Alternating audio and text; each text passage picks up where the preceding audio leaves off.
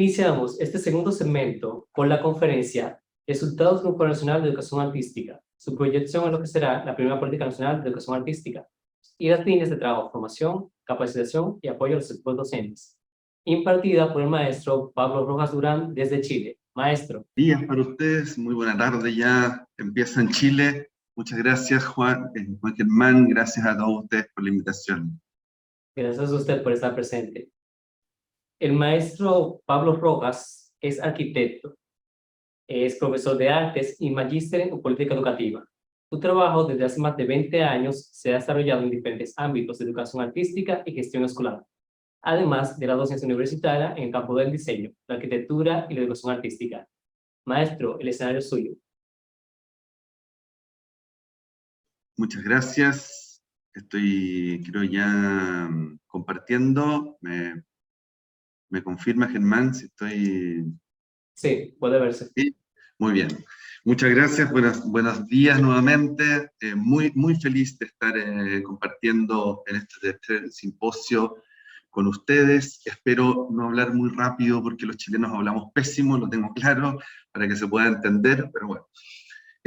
Parto agradeciéndoles también muy formalmente al Ministerio de Cultura, a la Dirección General de Bellas Artes, en nombre de su director, el señor Mario Lebrón, y el doctor Elvis Humain, director de la Dirección de Educación y Formación Artística Especializada.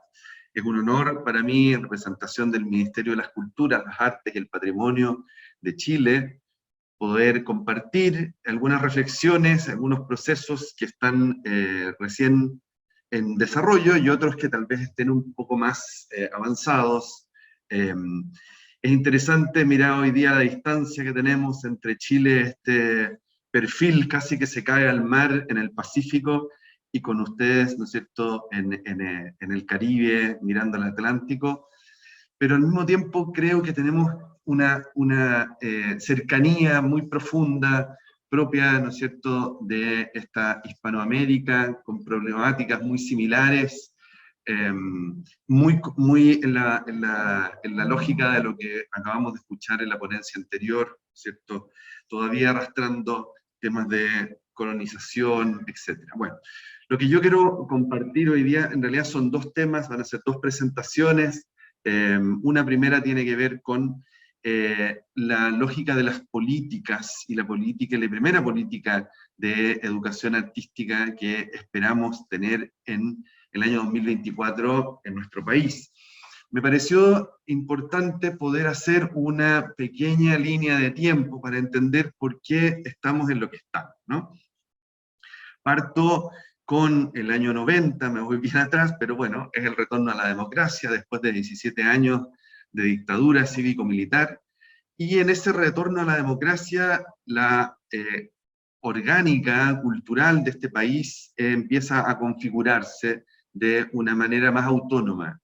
De alguna manera las políticas culturales estaban asociadas al Ministerio de Educación, con una división general de cultura, y desde ahí emanaban los primeros atisbos. Y bueno, el año 2003 se genera el Consejo Nacional de la Cultura y las Artes, que es un consejo muy interesante porque tiene una figura participativa, es un consejo tal cual, ¿no es cierto?, con esa lógica de agentes de distintos ámbitos del espectro cultural, y el presidente o presidenta de este consejo tiene la figura de ministro de Estado. Es una figura muy interesante.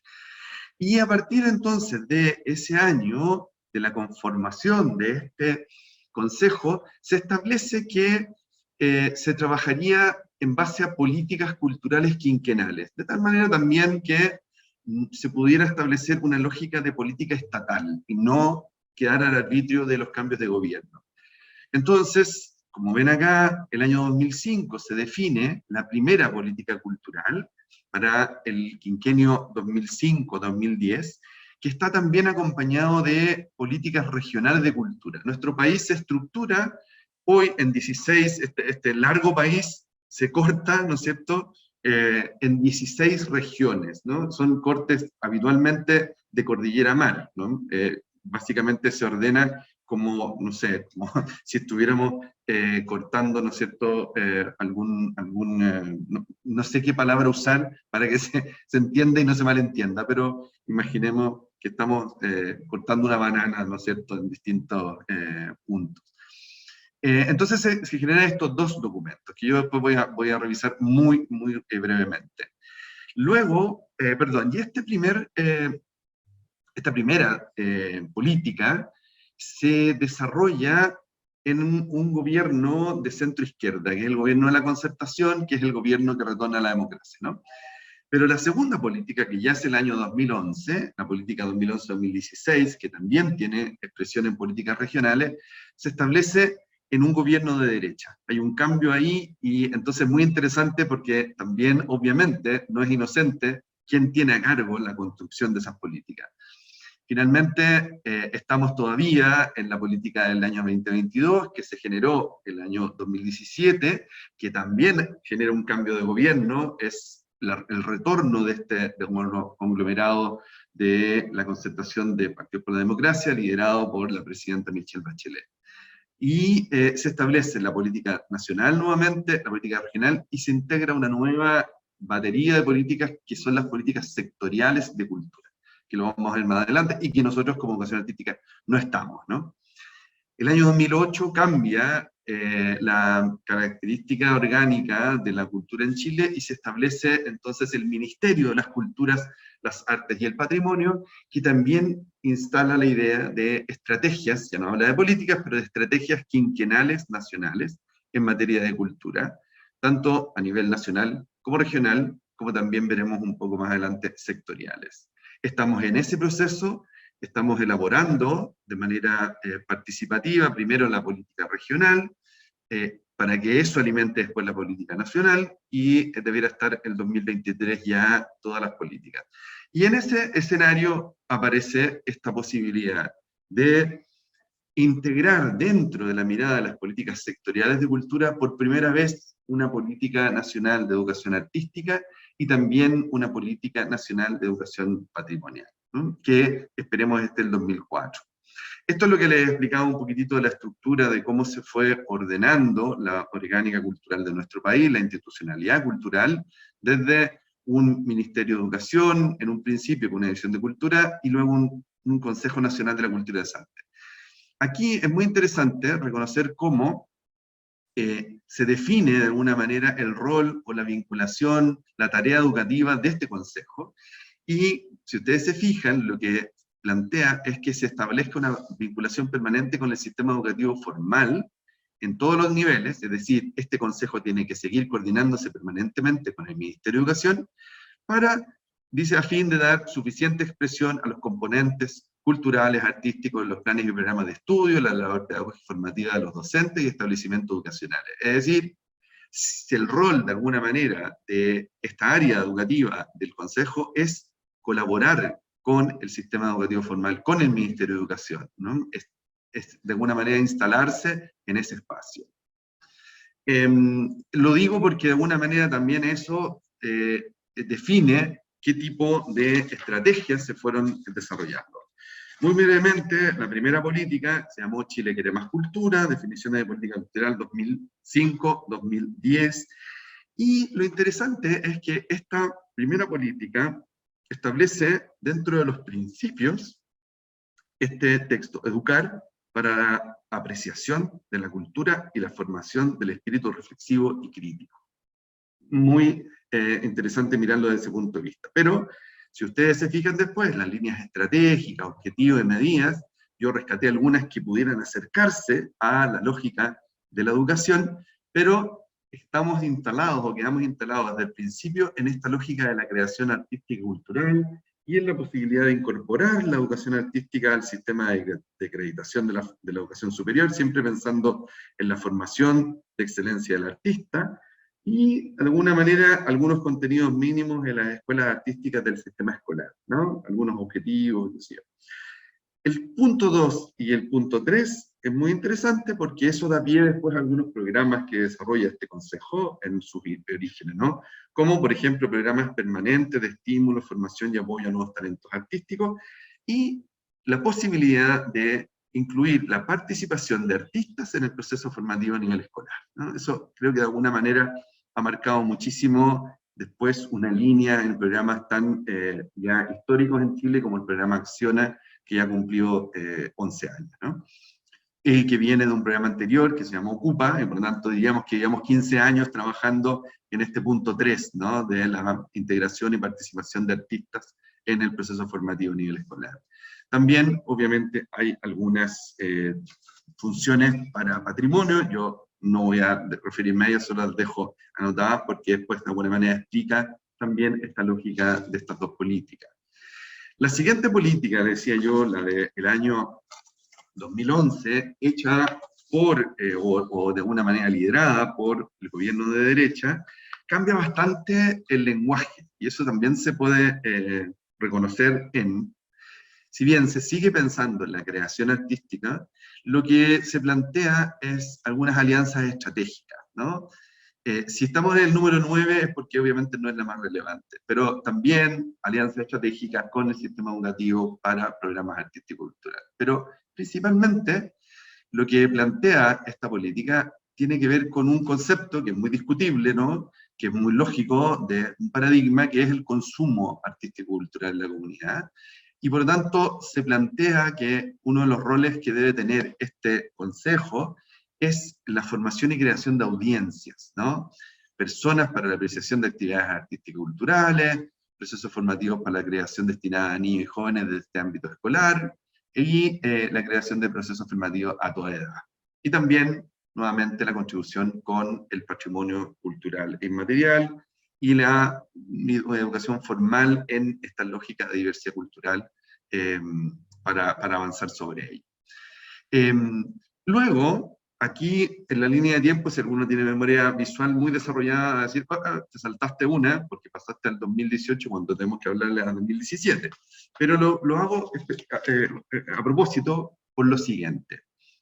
Porque el año 2008, les decía yo, se crea el Ministerio de las Culturas, las Artes y el Patrimonio de Chile, con dos subsecretarías, la Subsecretaría de las Culturas y las Artes, que de alguna manera reúne lo que era el Consejo Nacional de la Cultura y las Artes anteriormente, y la Subsecretaría del Patrimonio, además de un Servicio Nacional de Patrimonio Cultural, que de alguna manera recoge toda la tradición de la Dirección de Bibliotecas, Archivos y Museos, que tenía una data bastante anterior incluso a la División de Cultura. Y la ley que crea el ministerio entonces establece ya no solo la colaboración, es bastante similar el texto, ¿no? Vinculación permanente con el sistema educativo, aquí agrega lo patrimonial, y además fomentar los derechos lingüísticos, como también a la formación de nuevas audiencias. Pero agrega un propósito que modifica muchísimo, o debiera marcar un cambio muy importante en la política y de alguna manera en la acción de nuestro ministerio, y es que plantea el fomentar y colaborar en el ámbito de las competencias en el desarrollo de una educación artística no formal como factor de desarrollo, como factor social de desarrollo. Y este es un cambio muy importante porque ya nos deja entonces que se trate solo de una colaboración entre el Ministerio de Educación y el Ministerio de las Culturas, eso no lo niega, lo sigue fomentando, pero le entrega a culturas de alguna manera una tarea sobre otro formato educativo, ¿no? Es así entonces que, como obviamente se entiende que esta reflexión, en la fecha, digamos, de creación del Ministerio del 2018, pero se venía trabajando desde 2016, 15, incluso antes, no es extraño que la política cultural de ese tiempo tenga una marcada vinculación con la lógica de cultura y desarrollo humano, derechos y territorios, que es el título, ¿no es cierto?, de esta política, ¿no?, que es este documento que está acá. Y aquí vamos cambiando un poco el lenguaje, acercándonos básicamente a lo que hoy día estamos trabajando en nuestro país, que tiene que ver con esta educación integral, una educación integral que integra, que considera las artes, la cultura y el patrimonio como componentes de su desarrollo, porque a partir de ello se entiende el desarrollo de las personas y de las comunidades, ¿no? Entonces, si uno mira, los textos están más asociados a lógica de desarrollo humano, a la diversificación de los contenidos justamente en el currículum para integrar saberes tradicionales, populares y locales, en sintonía de lo que se escuchaba en la charla anterior. El trabajo colaborativo entre la comunidad educativa y los artistas, pero ya un trabajo colaborativo entre ambas comunidades, ¿no? Se valida también la comunidad de artistas, cultores, mediadores, artistas educadores, etcétera, ¿no?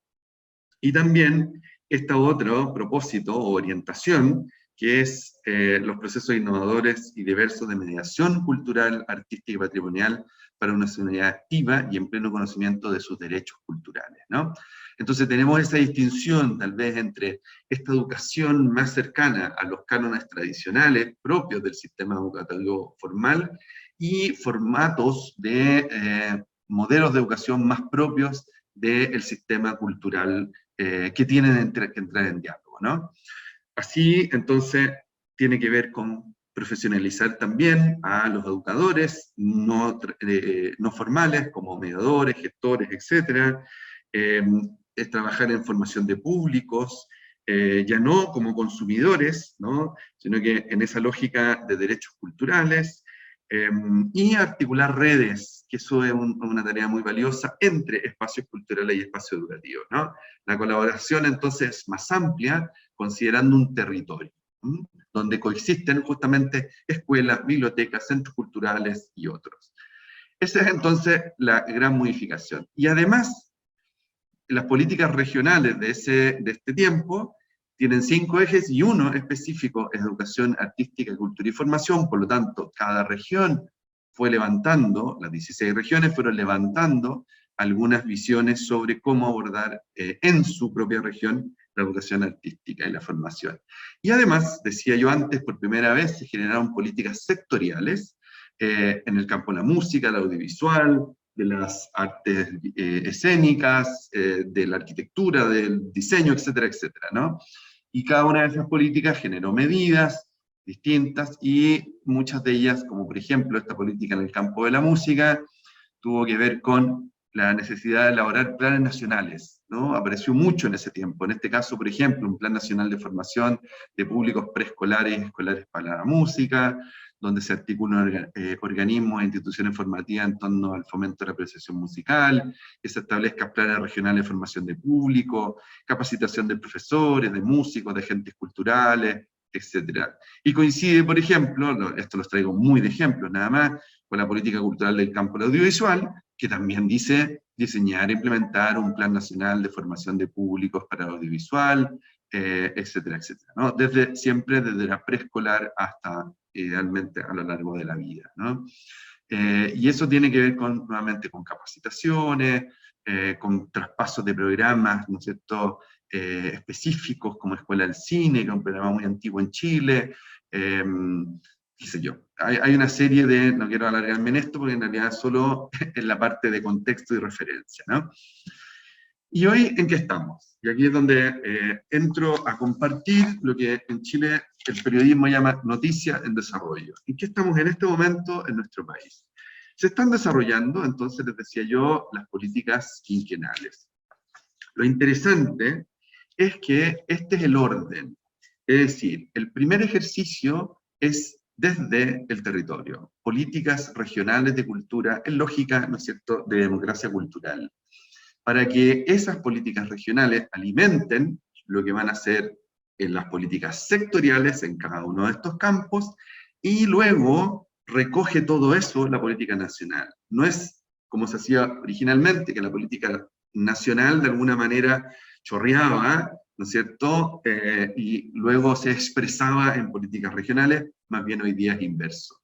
Y en este espacio, en la lógica de las políticas sectoriales, sin todavía definir, ¿no es cierto?, como un sector, más bien como un ámbito muy vinculado a cada uno de los sectores, es que se plantea la posibilidad de generar una política nacional de educación artística y una política nacional de educación patrimonial. Y para ello se genera un convenio, una articulación entre ambos ministerios para el desarrollo de estas dos políticas, ¿no? Eso es lo que estamos. Ahora, para eso, nosotros, el año pasado, en conjunto con UNESCO, hicimos un primer ejercicio que se llamó Foro Nacional de Educación Artística, ¿no? Voces para propuestas para el futuro de la educación artística. Entonces, fuimos, de alguna manera, un ejercicio bastante pequeño, pero muy significativo, y la primera determinación fue decir, vamos a hacer un trabajo con 120 representantes, cuando es una gran mesa de conversaciones, pero decidimos que obviamente debía estar representado el ecosistema de la educación artística, es decir, no solamente, por así decirlo, los investigadores, los expertos, universitarios, o nosotros, los funcionarios públicos, sino que debían estar los equipos directivos, los docentes, las educadoras, y también los estudiantes, escolares y universitarios.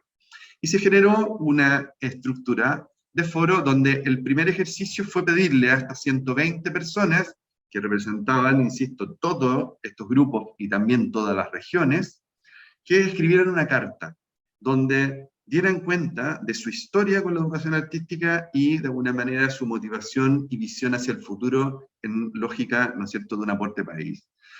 Esa fue la metodología, y a partir de estas cartas se fueron generando lo que se llamó una visualización de datos, y generando, ¿no es cierto?, como las grandes estructuras para llevarnos a unas mesas de reflexión, que después generaron una sistematización en 2 documentos, y que luego se difundieron, se le entregaron a ambos ministerios, y se han ido entregando, y en esa etapa estamos ahora, de socialización de resultados, a distintos actores, ¿no?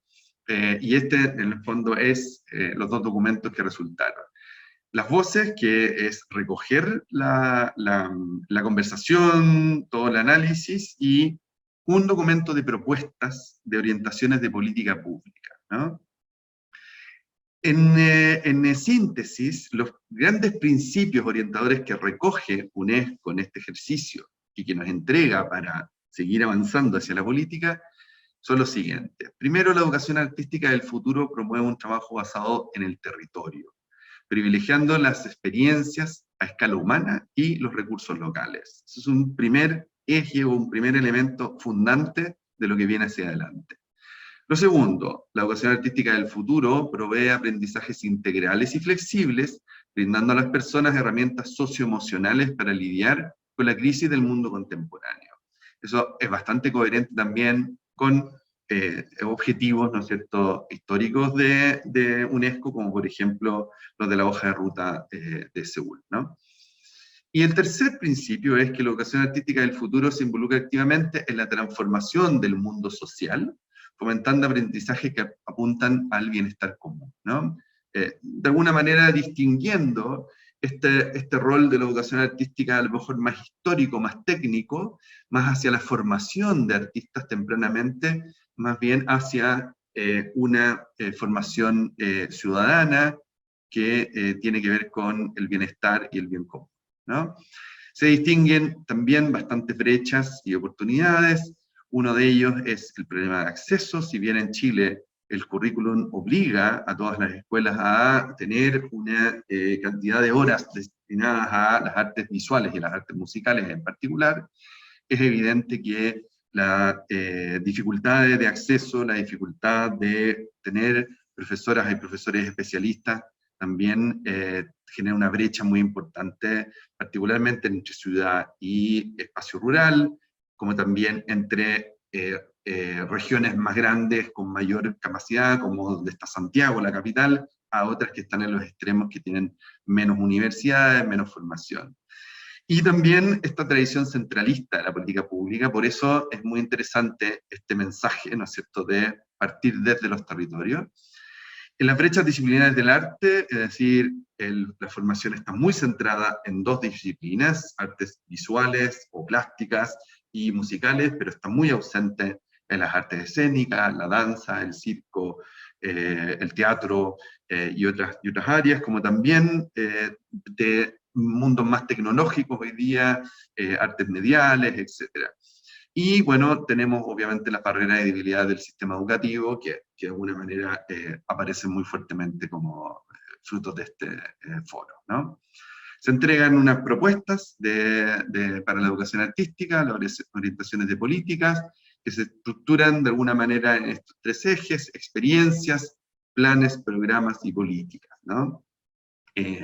Básicamente nos llevan a esta síntesis, que son los grandes titulares para el Estado de Chile. Entonces, lo que se plantea es garantizar el derecho a la educación artística de todas las personas a lo largo de la vida, promoviendo su despliegue íntegro en la educación formal y no formal, promover una educación artística con enfoque territorial, descentralizado y basado en el contexto, y también desarrollar políticas para la educación artística en base a un trabajo participativo, colaborativo y vinculante. Pero también le hace orientaciones o aporta orientaciones a la gestión educativa y cultural, y ahí plantea, ¿no es cierto?, fortalecer el rol de la educación artística en la educación no formal, es decir, que el mundo cultural instale con fuerza los procesos y las áreas de educación, fortalecer los programas de educación artística en espacios no formales, ¿no? También orientaciones para los docentes, las y los artistas educadores y mediadores culturales, ¿no? Y ahí plantea básicamente dos temas, es un poco el mismo, pero se establece la diferencia obviamente entre el espacio cultural y el espacio o establecimiento educativo, que facilitará el despliegue íntegro de los potenciales y capacidades de los estudiantes a través de la educación artística, tanto entonces en los espacios educativos como en los espacios culturales.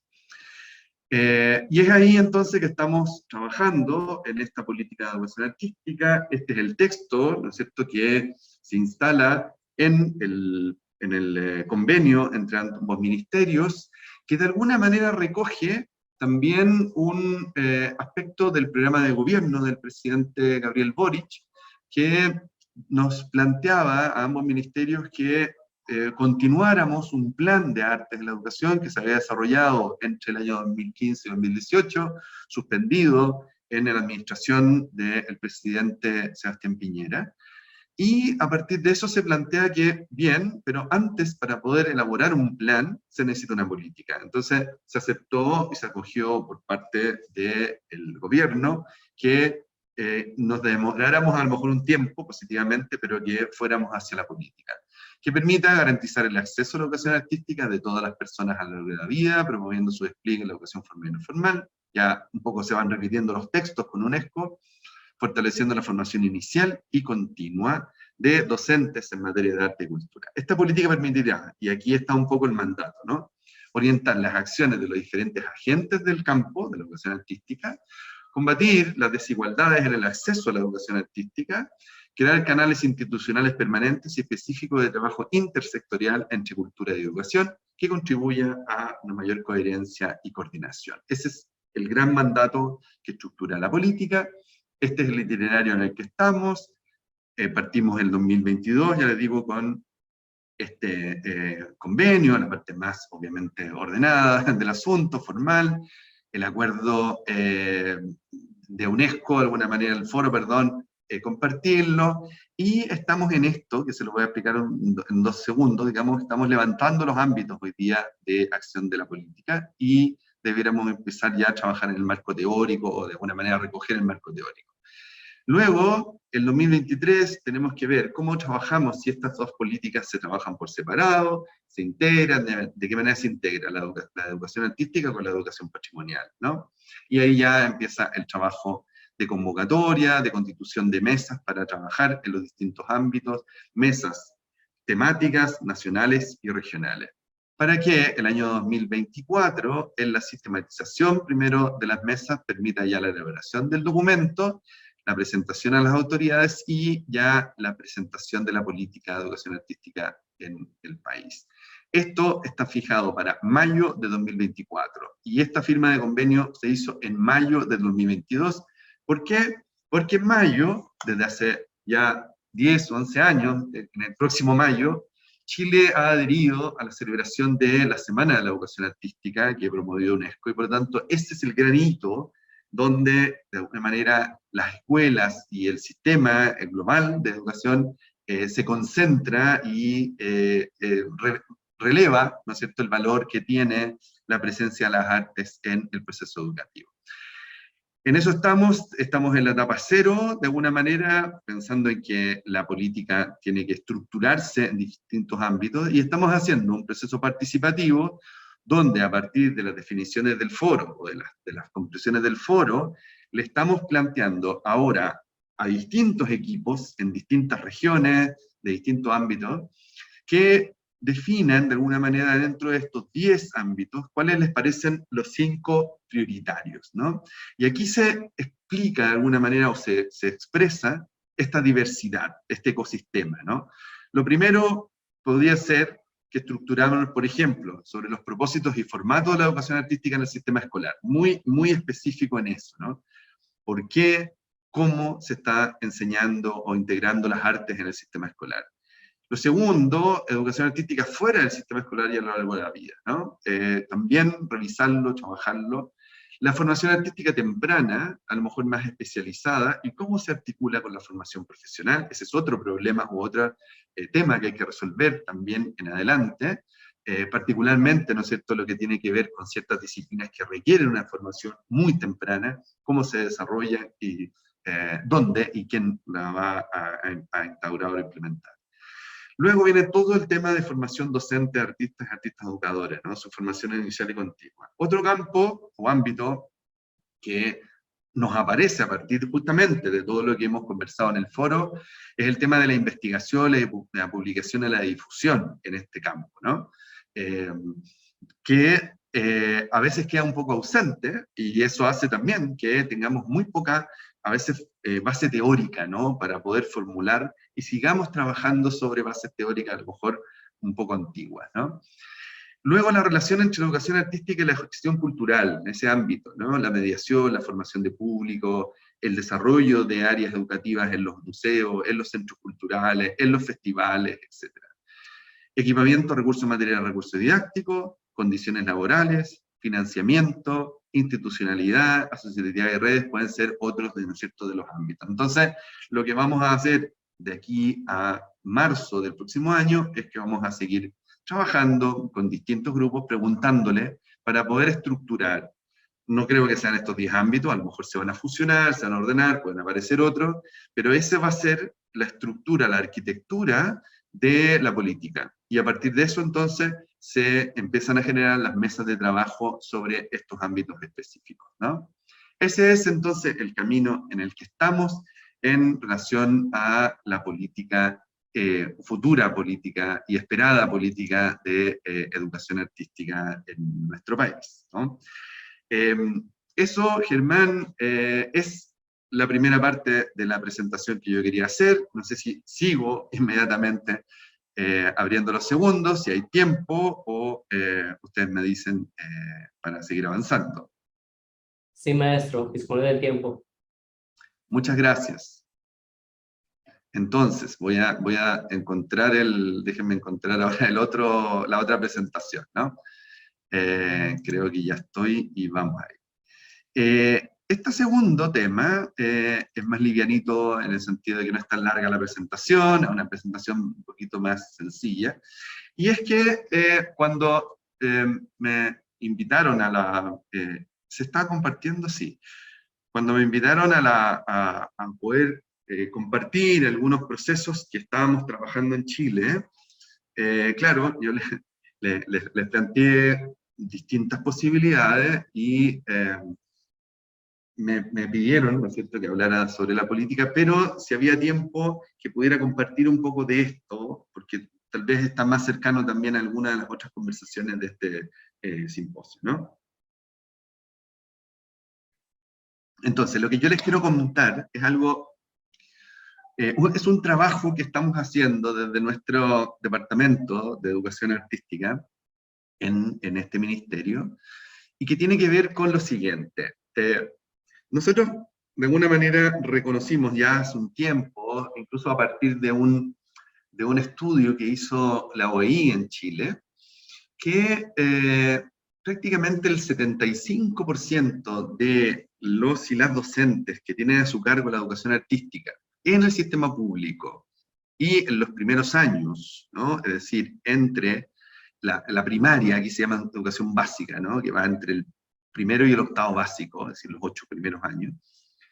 Esos docentes, esas docentes, tenían muy poca formación artística. Es decir, revisando sus mallas en las universidades, nos dábamos cuenta que habían tenido 1 o 2 cursos de formación artística, algunos integrados y otros separados entre música y artes visuales, para poder hacerse cargo de 6 años habitualmente en la educación rural, ¿no es cierto?, y 8 años podría ser en algunos otros espacios.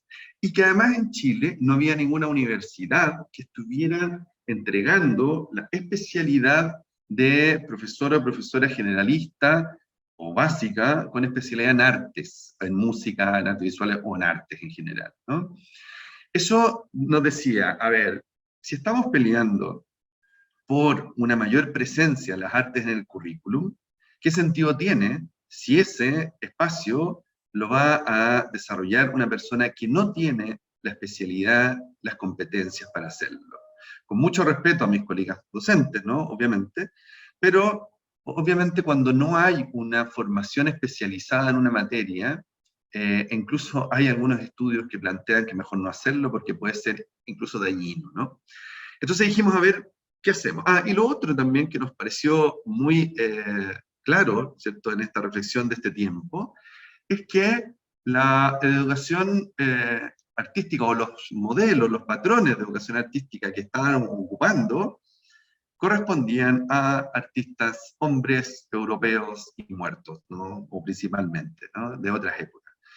¿Y qué pasa, no es cierto?, con la presencia de artistas chilenos o latinoamericanos, pero chilenos principalmente, contemporáneos, ¿no? ¿Cómo podíamos traer entonces a la sala, al aula, la creación y los procesos que se estaban desarrollando en esto? Entonces, se genera una colección, empezamos a generar, bueno, colección es una palabra que aparece ya después, pero primero, digamos, cómo ofrecer una serie de recursos pedagógicos cuya finalidad es poner en valor el conocimiento del ámbito artístico y cultural nacional, vinculando con el currículum escolar, ¿no? Ese es el match, de alguna manera, que se busca. Es decir, que lo que hoy día plantea el currículum estuviera vinculado entonces a el trabajo desde el patrimonio o desde el arte contemporáneo nacional. Pero además, no debía ser un material centrado o exclusivamente para trabajarlo desde el área o desde las asignaturas artísticas, sino que debía ser un material que permitiera que otros, desde otras disciplinas, pudieran trabajarlo también. Eso pensando no solamente en una mirada más contemporánea de la pedagogía interdisciplinaria, sino que también en que muchos entonces de las y los docentes que tenían a cargo esas áreas podían ser más expertos, a lo mejor en materias de ciencia o de lenguaje, u otras, digamos, y pudieran abordar entonces una relación desde un espacio más entendido hacia un espacio a lo mejor más desconocido, ¿no? Y bueno, van apareciendo aquí algunos objetivos propiamente tal de la educación artística como la entendemos también nosotros hoy en Chile, que tiene que ver con desarrollar un pensamiento crítico, desarrollo de creatividad, desarrollo de habilidades socioafectivas y también de sensibilidad estética, ¿no? Y es así que se va generando ya hoy día, digamos, una colección, hoy día sí se llama colección, que es digamos, que ustedes ven en pantalla. Yo tengo aquí en la mano, lo debería tener en la mano, acá tengo, por ejemplo, uno de los cuadernos pedagógicos, ¿no? Lo voy a poner en perfil para que se entienda que tiene, ¿no es cierto?, cierta consistencia, ¿no? Este es el de arte contemporáneo, que es el último, penúltimo, ¿no es cierto?, porque el último es uno que sacamos de diseño. Todos estos cuadernos pedagógicos, que es la línea superior, abordan algún autor o algún área, ¿no?, de artística. Partimos con uno de música popular, con un conjunto chileno que se llama Los Jaivas, que es bastante conocido en Latinoamérica, y con eso abordamos también la música latinoamericana. El segundo cuaderno de fotografía, el tercero de cine, del cineasta chileno Raúl Ruiz, recientemente fallecido, pero muy contemporáneo. Fuimos trabajando otros temas, ¿no es cierto?, por ejemplo, vinculados a temas patrimoniales. Abrimos un cuaderno de poesía, Gonzalo Rojas, poeta chileno, premio Cervantes. En el centenario de Violeta Parra, abrimos uno, obviamente, relacionado con su obra, que vincula también lo visual con lo musical y lo poético, o digamos el canto más territorial. Desde las orquestas también generamos otro. Este es un lindo cuaderno de Patricio Guzmán, cineasta chileno, documentalista, que trabaja temas muy puntuales de memoria, derechos humanos. Nemesio Antunes también, otro artista chileno, que además fue director del Museo de Bellas Artes, por lo tanto tiene una vinculación con el mundo de la gestión cultural, el grabado. Luego dijimos, a ver, nos está faltando algo de teatro, fuimos a trabajar en 4 obras de los últimos 100 años del teatro chileno. Entonces aquí ya se amplía, no es solamente un autor, sino que empiezan a aparecer ya 4, y finalmente este cuaderno, que es el de arte contemporáneo, que ya trabaja una colección completa del Museo de Arte Contemporáneo de la Universidad de Chile, y el último, que es del campo del diseño, que no habíamos tenido, y el currículum nacional empezó a integrar en los últimos años, el diseño y arquitectura. También hay una línea de reflexión, que es muy interesante, que ayuda mucho también a, ya no solo entonces el trabajo directo, sino que el trabajo de grupo. El primero que hicimos es una caja de herramientas de la educación artística. Todos estos cuadernos, perdón, están disponibles en nuestra página web del Ministerio de Cultura, y son descargables, son trabajables, etcétera, ¿no? Este cuaderno tiene 5 facsímiles de alguna manera, y permite mucho la discusión dentro de las escuelas. Después trabajamos otro texto que se llama El Factor Invisible, que es la presencia un poco de ese factor invisible, son las estéticas cotidianas y cómo acompañar. Entonces también el trabajo de las estéticas de los muros, de los diarios murales, etcétera, de la escuela en general. Trabajamos la memoria de alguna manera de uno de los principales artistas y artistas educadores chilenos, Claudio Di Girolamo, en este proyecto que se llama La Escuela en Entredicho. También algunos otros hacia educación no formal. Este es una actualización de la caja herramientas, y este es el último que hemos sacado en esta línea, que es cómo trabajar proyectos o aprendizaje basado en proyectos desde las artes, ¿no? Educación más arte basados en proyectos, que es este que tengo también aquí en la mano, que tiene su consistencia también en distintas grupos. Y hay unos un poco más livianos, que son más bien proyectos de mediación, cartillas de mediación que estamos haciendo, algunos muy puntuales en temas de cine o algún tipo de exposiciones, como este otro último que se está desarrollando ahora, que es Matilde Pérez, también artista que falleció hace 2 años, y que se va a generar una itinerancia, entonces se genera una itinerancia de su obra y va acompañado con este material. Los últimos son más bien de difusión, donde principalmente nosotros estamos entregando las orientaciones de la Semana de Vocación Artística, u otro tipo de proyectos, por ejemplo que tiene que ver con cómo trabajar perspectiva de género en la educación artística, u otros, ¿no es cierto?, que son de algunos seminarios o congresos que nos ha parecido interesante desarrollar. Les decía yo que los cuadernos artísticos tal vez es el aporte más importante que estamos haciendo hoy día a la formación o al trabajo de los docentes. Se estructura de esta manera. Este es uno de ellos, ¿no es cierto?, este es el del arte contemporáneo. Primero, tiene un contexto, es decir, le entrega una visión más teórica a los docentes de cómo abordar o, digamos, poner al día sobre ciertos conceptos del arte contemporáneo o del teatro, según corresponda el trabajo. Luego hay una mirada más propia de los o el artista o las obras que son la referencia para el trabajo. Y finalmente, lo más importante es que se establecen unidades didácticas y se entregan al menos 4 unidades didácticas. Hoy día lo estamos modificando más bien a proyectos, ¿no? Y esas unidades didácticas son interdisciplinarias.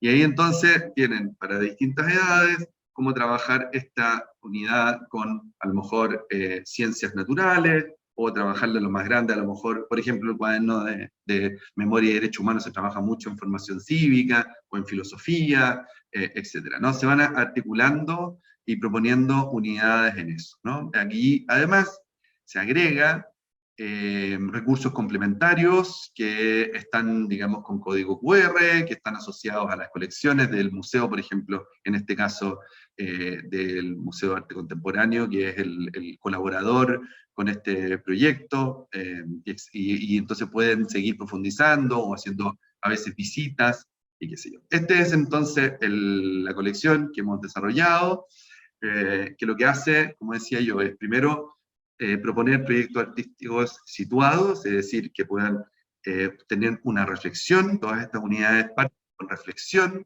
sobre las problemáticas contemporáneas, observación, indagación, construcción de obra, etcétera, etcétera. Son, como les digo yo, todos interdisciplinarios, un pensamiento más relacional hacia una complejidad del proceso, y no, ¿no es cierto?, a tomar aisladamente los procesos.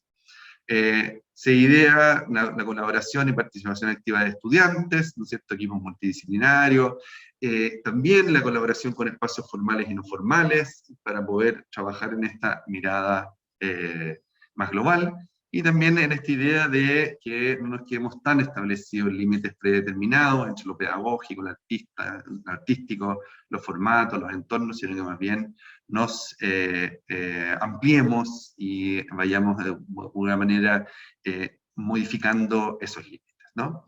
Yo creo que eso ya es más que suficiente, Germán. No sé si me pasé en el tiempo, si es así pido disculpas, pero quedo abierto, ¿no es cierto?, a que podamos conversar un ratito, idealmente, ¿no? Sí, en cuanto al tiempo, estás a lo justo, así que no hay inconvenientes. Podemos pasar al segmento de preguntas y respuestas. Hay varias preguntas. En verdad ha sido una experiencia muy interesante. Así que una de ellas dice: ¿cree usted que el modelo aplicado en el Foro Nacional de Chile pueda servir de modelo para ser replicado en otros países?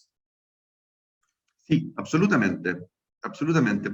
Primero porque el modelo lo trabajamos en conjunto con UNESCO. Eso ya es un paraguas, ¿no es cierto?, obviamente internacional, de diálogo. Lo segundo es que los actores que convocamos creemos que son los mismos actores que están hoy día en lo que podríamos denominar un ecosistema de educación artística, ¿no? Y yo diría que uno de los aciertos, y creo que es un avance muy relevante, es que en toda conversación sobre un proceso educativo se integra al estudiante, al estudiantado, ¿no? Creo que eso es un elemento muy, muy valioso. Sí, yo creo que es absolutamente factible, y si hay interés de que pueda haber colaboración, dispuestos nosotros o la Oficina Regional de UNESCO Chile, ¿no es cierto?, podemos establecer los vínculos y a lo mejor podemos seguir avanzando en ello, ¿no? Sí, de todas maneras es un modelo simple, replicable, para al menos generar una buena discusión sobre los futuros de la educación en distintos países, ¿no? Excelente. Me parece una muy buena noticia el tema de las oficinas de la UNESCO, que las personas puedan comunicarse con ustedes para tratar de crear alianzas. Es algo en verdad que a lo que podemos sacarle provecho. Tenemos otras preguntas. Una de ellas dice: para los docentes de los centros educativos que no cuenten con acceso a materiales o equipos para impartir docencia en educación artística, ¿cuál sería la estrategia a implementar? Gracias, porque me quedé con la primera parte y no la segunda parte de la presentación, ¿no? Así que ahora puedo ampliar un poco más lo anterior. A ver, lo primero es que estos cuadernos se editan, ¿no? Estos materiales se editan. Aquí pues, lo sigo mostrando, ¿no? Aquí hay uno, el de arte contemporáneo ya dije, tengo acá, ya mostré el de educación por proyecto, aquí está el de Patricio Guzmán, ¿no es cierto? Esta es una colección que nosotros desarrollamos en el Ministerio de Cultura y entregamos al Ministerio de Educación. El Ministerio de Educación lo visa para que los contenidos curriculares estén, ¿no es cierto?, alineados, y ellos entregan, junto con todo el material que tienen que entregar a principios de año o durante el año, a todas las escuelas públicas de Chile.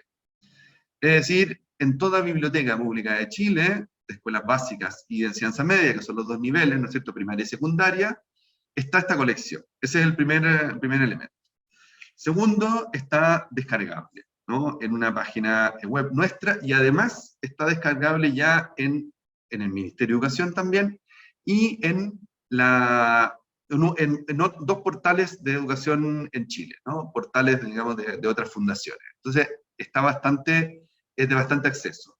Pero claro, no obliga a una digitalización o un trabajo de ese formato.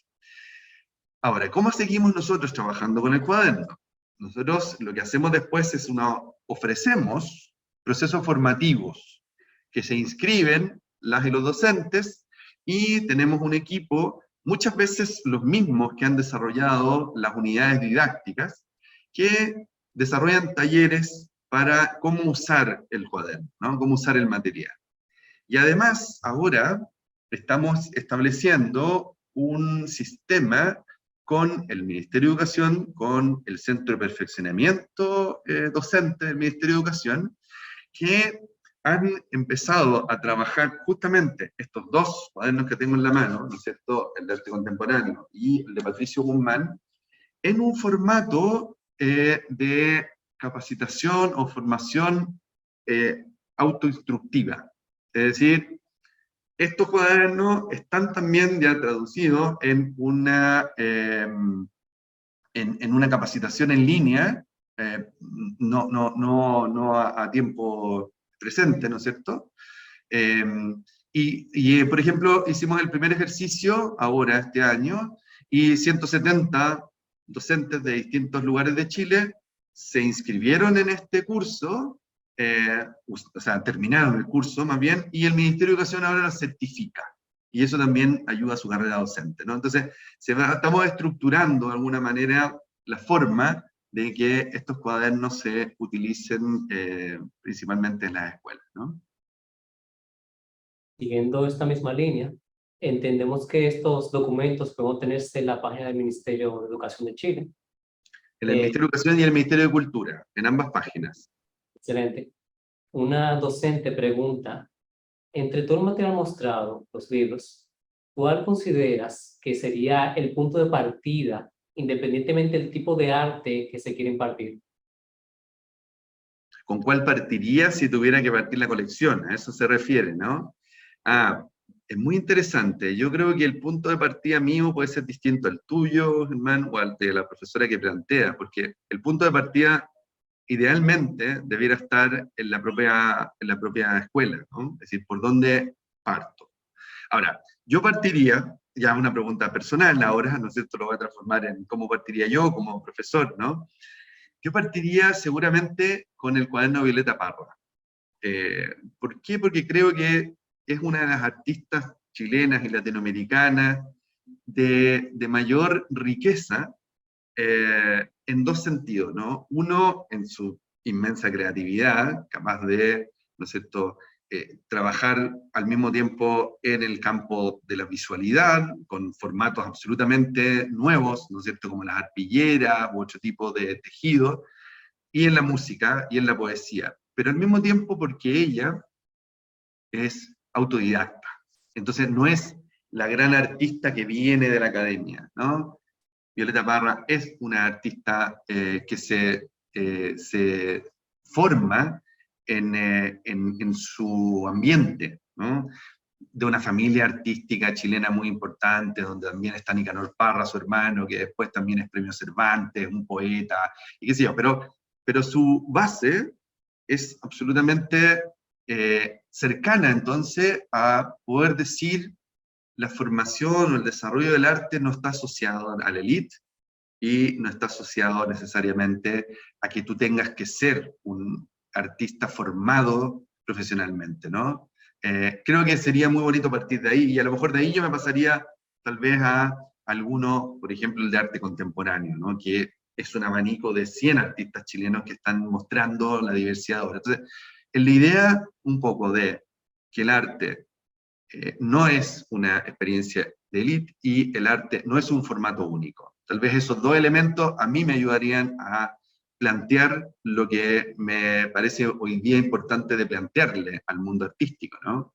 Que ya, y un poco también en coherencia con lo que escuchábamos antes, ¿no? Ya no se trata de cánones, ¿no es cierto? Ya no se trata de formatos verticales únicos, sino que evidentemente hoy día tenemos que entrelazar los procesos y ampliar la gama y la posibilidad de procesos, ¿no? Excelente. Maestro, tenemos una última pregunta. Dice, como docente extranjero, ¿existe la posibilidad de formar parte de sus programas de formación y capacitación?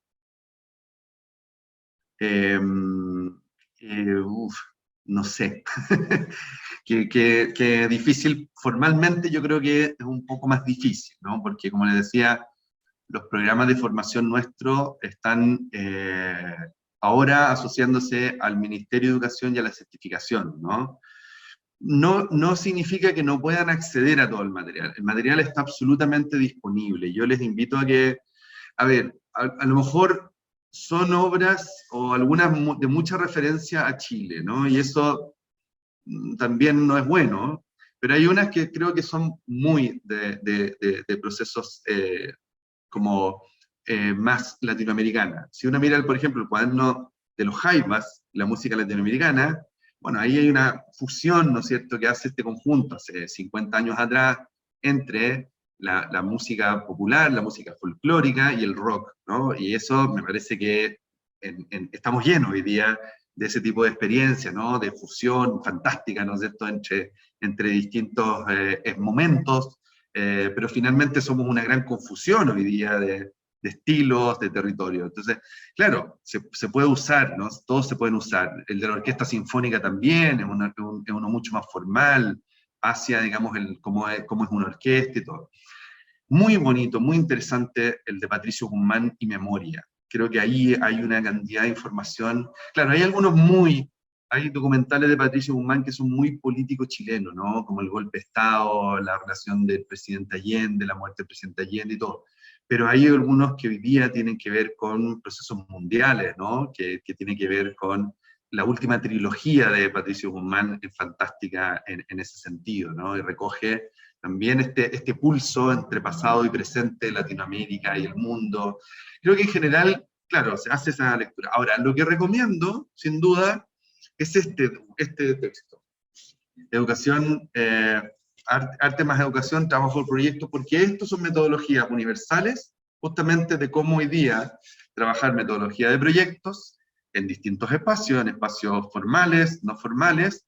Hay experiencias de todo el mundo en este cuaderno, hay experiencias chilenas, pero hay experiencias también españolas, alemanas, no recuerdo qué otros espacios más hay, creo que hay colombianas también, y además muestra algunos ejemplos de programas chilenos, ¿no? Pero eso ya es como el anexo final. Pero lo más importante es cómo se van estructurando esta nueva didácticas de la educación artística que tienen que ver con el trabajo más de los proyectos interdisciplinarios, con una mirada del arte más bien como una metadisciplina que está colaborando en la reflexión crítica sobre las problemáticas del mundo contemporáneo, que están allá, están acá, cambio climático, problemas, ¿no es cierto?, de intolerancia, problemas de, etcétera, con la que estamos conviviendo o dejando de convivir en los distintos países de Latinoamérica, seguramente Hispanoamérica, ¿no?